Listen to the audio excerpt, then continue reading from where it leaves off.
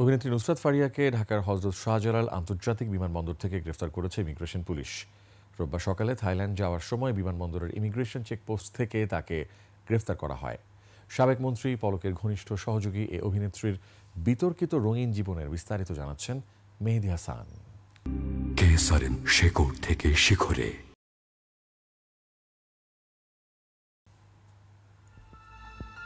ইমিগ্রেশনে পৌঁছে গিয়েছিলেন নুসরাত ফারিয়া, আরেকটু হলেই উড়াল দিয়েছিলেন, কিন্তু শেষ পর্যন্ত উড়োজাহাজে নয় পুলিশের হেফাজতেই গেলেন তিনি।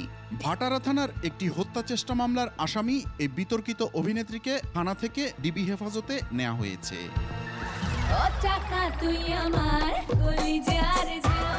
2015 সালে চলচ্চিত্রে অভিনয় শুরু করেন Nusrat Faria.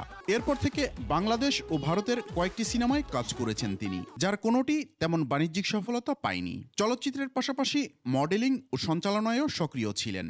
Challenge for Challengers, আমি নুসরাত ফারিয়া আছি আপনাদের সাথে। খুব বেশি ব্যবসা সফল চলচ্চিত্র উপহার দিতে না পারলেও বিলাসী জীবনযাপন নুসরাত ফারিয়ার। সঙ্গীত শিল্পী হিসেবেও প্রতিষ্ঠার চেষ্টা সফল হয়নি। আর 5 আগস্টের পর তার হাতে কোনো কাজই ছিল না। তার পরিবারও সম্পদশালী নয়, তারপরও ব্যবহার করতেন মার্সিডিজ, অডির মতো বিলাসী গাড়ি। তাহলে এই বিলাসী জীবনের অর্থের উৎস কি? অভিযোগ আছে সাবেক ডাক ও টেলিযোগাযোগ প্রতিমন্ত্রী জুনায়েদ আহমেদ পলকের জাদুর পরশেই নাকি কপাল খুলেছিল নুসরাতের। প্রতিমন্ত্রীর মন খারাপ হলেই ডাক পড়ত এই অভিনেত্রীর। পলকের মন ভালো করে নিজের আখের গুছিয়ে নেয় এই ফ্লপ অভিনেত্রী। দীর্ঘ 9 বছরের প্রেম শেষে প্রেমিক ইফতেখার আলমের সাথে হয়েছিল তার বাগদান। পারিবারিকভাবে আংটি বদল হলেও শেষ পর্যন্ত তার বিয়েতে গড়ায়নি। হাসিনার প্রতিমন্ত্রী পলকের আকর্ষণ আর আপত্তিতেই নাকি সে বিয়ে ভেঙে দিয়েছিলেন নুসরাত। পলক কানেকশন কাজে লাগিয়ে হতে চেয়েছিলেন জাতীয় সংসদ সদস্য। 2024-এর নির্বাচনে প্রার্থী হতে জোর তদবির করেন। ব্যর্থ হয়ে শেষ পর্যন্ত সংরক্ষিত কোটায় সংসদ সদস্য হওয়ার চেষ্টা করেন। তবে হাসিনা মন্ত্রীদের বান্ধবী কোটায় থাকা কাউকেই মনোনীত না করায় সংসদ সদস্য হওয়া তার কপালে জোটেনি।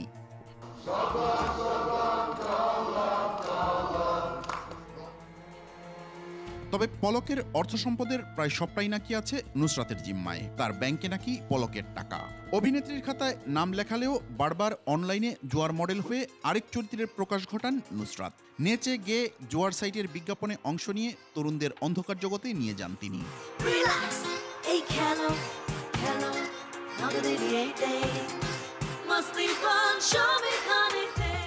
নুসরাত যেন অন্ধকারের নায়িকা। তার সেই কালো হাতছানিতে ঢাকাই সিনেমার অনেক নায়ক ঝাঁপ দিয়ে বিতর্কে জড়িয়েছেন।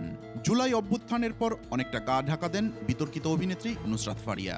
রোববার চেষ্টা করেন বিমানবন্দর দিয়ে থাইল্যান্ড পালাতে, কিন্তু কপাল মন্দ, ধরা পড়ে যান পুলিশের জালে। মেহেদী হাসান, 21 টেলিভিশন, ঢাকা।